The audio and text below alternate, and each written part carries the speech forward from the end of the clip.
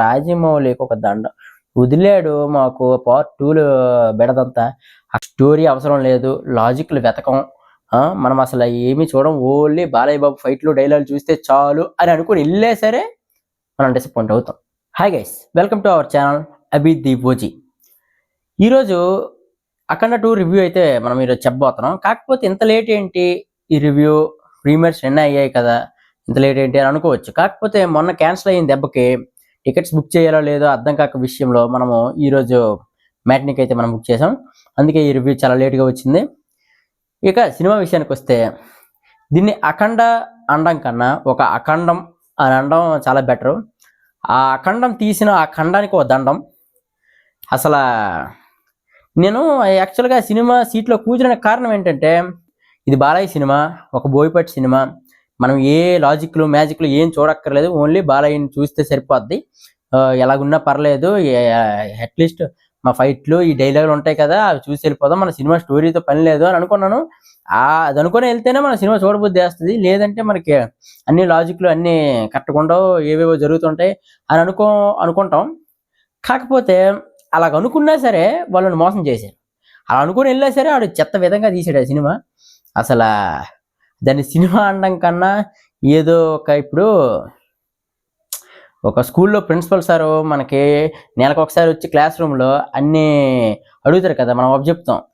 అలాగా అడిగి అసలు అవి చెప్తున్నట్టే ఉంటుంది. బాలకృష్ణ మొత్తం సినిమా స్టార్టింగ్ నుండి మొదలు పెడతారు, మొత్తం చెప్తాడు మనకి.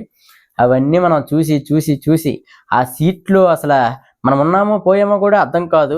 ఆ డైలాగులు మనకి అసలు బుర్ర మెంటలెక్కిపోద్ది అనమాట. ఇంటర్వ్యూలు ఏదో ఒక ఇంటర్వ్యూల దగ్గర ఒక ఫైట్ ఏదో మనం అనుకునే చిన్నదానికి పర్లేదురా ఇది బాగుంది అనుకోవడానికి అది ఒకటే, అది కూడా దరిద్రం. కాకపోతే అన్నిటికన్నా అది కొంచెం బెటరు అని చెప్తాను అంతే. ఆ దరిద్రాన్ని అయితే ఈరోజు చూడడం జరిగింది. దాంట్లో కొన్ని పాజిటివ్లు ఉన్నాయి, కొన్ని కాదు, ఒకటే ఉంది. అది Balayya Babu one man show. అంటే అన్నింటిలో పోలిస్తే బాలయ్య బాబు యాక్టింగ్, ఆ డైలాగ్ ఏవో మనం చూడాలని విధంగా చూస్తే కొంచెం అదే చూడడానికి, ఇంకేం లేదు అందులోన. అది ఒకటి. దానికి వచ్చి ఇప్పుడు కొన్ని ఫైట్లు ఉంటాయి, మనం ట్రైలర్లు చూసే ఉంటాం, ఇలాగా త్రిశూలం తిరిగినవి, అవి బాలయ్య బాబు ప్రతి సినిమాలో అంటే ఉంటాయి కదా, యాస్టీజే కదా అని మనం చూడడానికి వెళ్తాం. కాకపోతే అవి కూడా పనికిరావు. అసలు నాకు ఏమనిపించింది అంటే, ఒకటే ముక్కలోన సినిమా హిట్టా ఫట్టా పక్కన పెడియండి, స్కంద 2 వేసినా నేను చూస్తా, స్కంద 1 వేసినా 10 సార్లు చూస్తాను, కానీ ఈ అఖండం 2 మాత్రం నాకు వద్దురా బాబు అనిపించింది. అసలు మొన్న ఆఫీసర్ కదా పోస్ట్ పోన్ అయిపోతే అసలు సినిమాయే డిలీట్ చేసేయాల్సిందే, అనవసరంగా రిలీజ్ చేశారు అనిపించింది.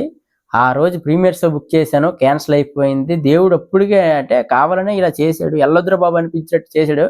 నేను మరీ నమ్మకున్నా మళ్ళీ బుక్ చేసుకుని మళ్ళీ వెళ్ళాను కాబట్టి నాకు తగిన శాస్తి జరిగింది. ఒక్క ముక్కలో చెప్పాలంటే ఇది అవ్వదు, చాలా నెగిటివ్స్ ఉన్నాయి. అసలు క్యారెక్టర్స్ ఎందుకు ఉంటాయో అర్థం కాదు. ఇంకొక బెస్ట్ కామెడీ ఒకటి ఉంది, అది అసలు నేను అది చెప్పడానికి కూడా నాకు అసలు నవ్వు వస్తుంది. ఏంటంటే, పాకిస్తాన్ని పెట్టారు, దీన్ని కనెక్ట్ చేశారు, అఖండాని ఒక ఇంటర్నేషనల్ లెవెల్లో తీసుకెళ్దామని కనెక్ట్ చేశారు, బాగుంది అక్కడ దాకా.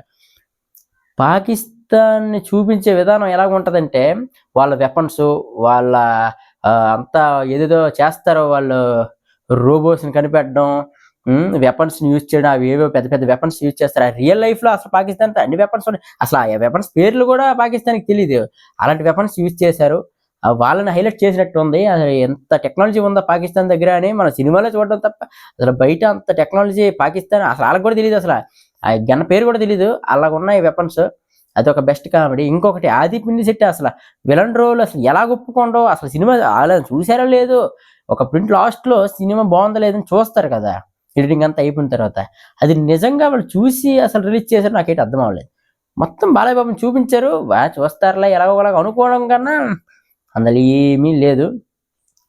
స్టోరీ అవసరం లేదు, లాజిక్లు వెతకం, మనం అసలు ఏమీ చూడం, ఓన్లీ బాలయ్య బాబు ఫైట్లు డైలాగులు చూస్తే చాలు అని అనుకుని వెళ్ళే సరే మనం డిసప్పాయింట్ అవుతాం. ఇంకా సినిమా స్టోరీ బట్టి వెళ్తే మాత్రం మీరు అసలు పూర్తిగా సీట్లో చచ్చిపోతారు, అలాంటివి ఉంటాయి. అందుకని చాలా జాగ్రత్తగా నేను చెప్పింది వింటే, రేపు చూద్దాం, టాక్ చూసి వెళ్దాం, సినిమా టాక్ చూసి వెళ్దాం అనుకున్న వాళ్ళు ఈ వీడియో చూడండి, వెళ్ళక్కర్లేదు. మీరు ఒక 300 రూపీస్ మీరు సేవ్ చేసుకున్న వాళ్ళు అడుగుతారు.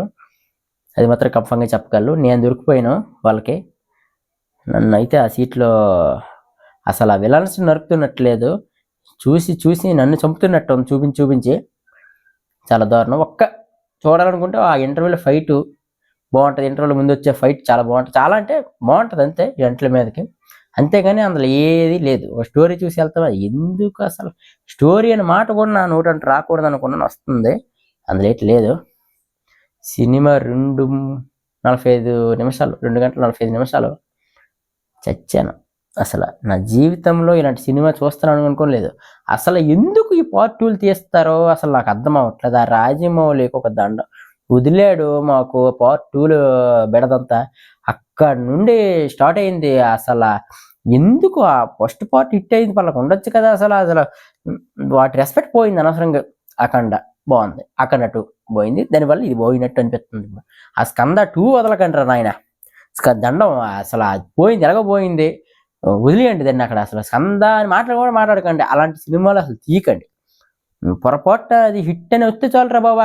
నాకన్నా నేను అసలు ఇంకోటి విషయం చెప్పడం మర్చిపోయినా. అసలు థ్యాంక్ యూ బోయపాటి సీన్ అని స్క్రీన్ మీద పడగానే నేను అసలు జంపు జిలానే అసలు ఉండలేదు. ఎందుకంటే మళ్ళీ అక్కడ పార్ట్ 2 అఖండ తాండవం అయిపోయిన తర్వాత అఖండ ఏదో బాండవం పెడతాడు, అదో బాధ. అందుకనే చూడకుండా వెళ్ళిపోయాను. మళ్ళీ అదో దరిద్రం, నేను చూడలేను. ఇదే అసలు వెళ్ళి మోసపోయాను అనిపిస్తుంది. మీరు మోసపోకండి. ఇంటర్వ్యూలో 300 ఖర్చు, టికెట్ ఒక 300, 600. చాలా జాగ్రత్తగా మీరు దేనికైనా ఉపయోగించుకోండి. అది నా సజెషను. లేదు అంటే సినిమా అంతగా చూడాలి అనుకుంటే వెళ్ళండి, మీ తలనొప్పితో తిరిగి రండి. అదే నా ఇది. అందరికీ చెప్పాను, బాలయ్య బాబు బోయపాటి సినిమా అందరితో బోయపాటి బాగానే తీయడు, కానీ బాలయ్య బాబుతో చాలా బాగా తీస్తాడు, మంచి మంచి హిట్లు ఉన్నాయి కాబట్టి చాలా బాగుంటుంది అనుకొని నేను వెళ్ళాను. పెద్ద రాడ్డే, మామూలు అఖండ కాదు, అఖండం. మీకు దండం. మరి వద్దు, ఈ పార్ట్ 2లు పార్ట్ 3లు వద్దు నాకు. అసలు నిజంగా పార్ట్ 3 ఉందని వదిలేరేమో నాకు తెలియదు, బయటకు వచ్చాను. అసలు ఆ థాట్లో కూడా లేను నేను. మీరు మాత్రం వెళ్ళే ప్రయత్నం చేయకండి. ఒకవేళ వెళ్ళినట్టయితే అది మీ ఇష్టం. నేనైతే మరి ఎంత పాజిటివ్ రివ్యూ ఇద్దామో అసలు బాలయ్య బాబు అనుకున్నా, కానీ పాజిటివ్ రావట్లేదు. ఒకటి బాగుంది, స్టార్టింగ్లో బాబు రెడీ బాబు స్టార్ట్ కెమెరా, అది ఒక్కటే బాగుంది, మిగతాదంతా వేస్ట్. దయచేసి ఎవ్వరు వెళ్ళకండి. ఇది ఈరోజు టాపిక్. ఎవరైతే సబ్స్క్రైబ్ చేసుకోలేదో సబ్స్క్రైబ్ చేసుకోండి. అలాగే ఈ రివ్యూ కాదు, ఇది నా ఒపీనియన్. ఎవరికి నచ్చదో అది నా ఒపీనియన్ కాదు, అందరి ఒపీనియన్ అదే. కామెంట్ చేయండి మీకు ఆ సినిమా ఎలాగో అనిపించిందో అనేది. అలాగే వీడియో లైక్ చేయండి. Bye guys.